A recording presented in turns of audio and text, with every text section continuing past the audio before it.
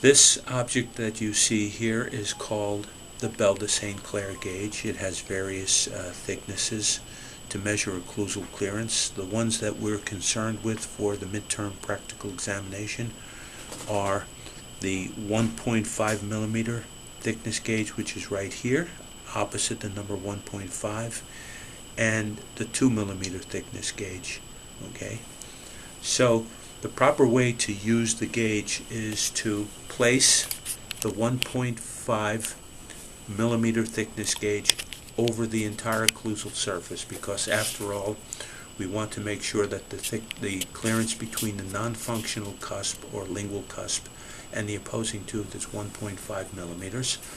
And once we lay that across the occlusal surface, we then articulate the typodont and see if we can pull this through without stretching the rubber. If the rubber is in fact stretched, it indicates there is insufficient occlusal clearance.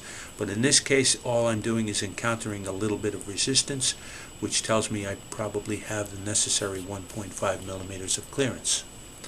So the next thing that I will do is go to the 2 millimeter thickness gauge,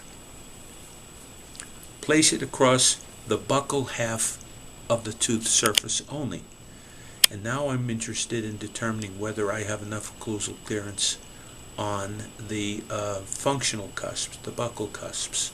So I'll hand articulate the maxillary cast, press down lightly, and see if I can pull this through without stretching the rubber.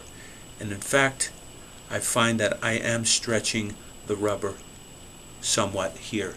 And that tells me, of course, that there's insufficient occlusal reduction on the functional cusp. I then have to go back with a high-speed handpiece and do some further reduction. Thank you.